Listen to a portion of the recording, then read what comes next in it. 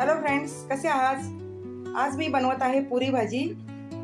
पुरी भाजीसाठी लागणारे साहित्य इकडे आहे: कापलेला कांदा, ठेचलेला लसूण, उकडून घेतलेले बटाटे, कांदा खोबऱ्याचं वाटण, आलं लसूण पेस्ट, कापलेला टोमॅटो आणि कोथिंबीर.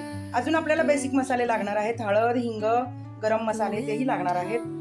आणि इकडे मी पुरीसाठी पीठ मळून ठेवलेलं आहे. तर आता आपण पहिलं पुरी बनवून घेऊया. आता आपण पहिलं भाजी बनवूया. भाजीसाठी कढई गरम केलेली आहे. पहिल्यांदा घालूया तेल.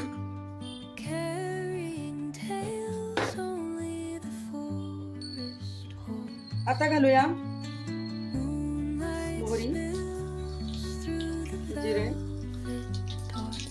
हिंग, हळद थोडीशी. मी हळद तळूनच घेते, कच्ची ठेवत नाही. जिरा मोहरी तडतडला की लगेच घालूया कांदा. कांद्यासोबत कढीपत्ताही घालू, लसूण. आपण हे चांगलं तळून घेऊया. आता कांदा तळून झालेला आहे. लगेच मी घालते टोमॅटो.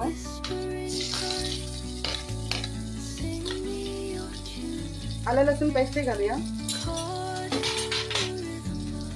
कांदा खोबऱ्याचं वाटण हे चांगलं परतवून घेऊया. मी 1 मिनिटासाठी झाकण ठेवलं होतं. आपण काढून घेऊया.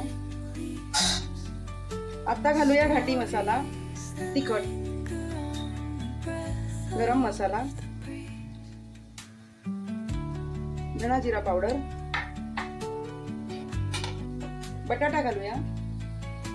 मी बटाट्याची रस भाजी बनवणार आहे पुरी सोबत, आणि कोथिंबीर पण घालून देते. सगळं चांगलं मिक्स करून घेऊया.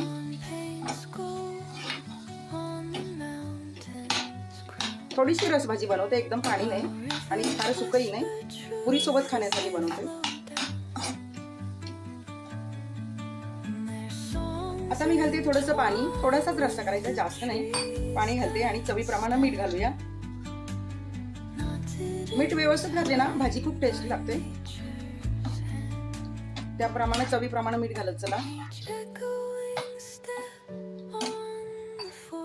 अजून थोडं पाणी घालते. आता याला एक वाफ काढूया, भाजी तयार होईल. वरून घालते मी थोडासा संडे स्पेशल मसाला आहे, जो मी घरीच बनवते.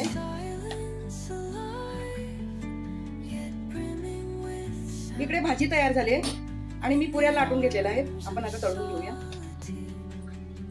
आता इकडे चांगलं तेल गरम झालेलं आहे. मी पुरी सोडून घेते. ही पुरी बघा, आमची पुरी कापलेली नसते तर लाटलेली असते आणि मोठी असते. छोट्या पुऱ्या आम्हाला आवडत नाही. तर आता बघा केवढी मोठी पुरी आहे. माझ्या सासरी एवढ्याच मोठ्या पुऱ्या बनवतात. छोटी पुरी कोणालाच आवडत नाही आणि तिकडे चालतच नाही. ही पुरी मोठ्याच असतात. हे बघा केवढी मोठी. आपण पुरी छान तळून घेऊया. हे बघा फुगली मस्त. तयार झाली आपली मसालेदार बटाट्याची भाजी आणि खमंग कुरकुरीत पुरी. पुरीची साईज बघा मोठी आहे. आमच्याकडे अशाच केल्या जातात. छोट्या पुऱ्या कोणी खात नाही किंवा जाड पुऱ्याही कोणी खात नाही. आमच्याकडे त्या बनवल्याही जात नाहीत. त्यामुळे तुम्हीही असा बनवण्याचा प्रयत्न करा. आवडल्यास लाईक, कमेंट आणि सबस्क्राईब करा फ्रेंड्स.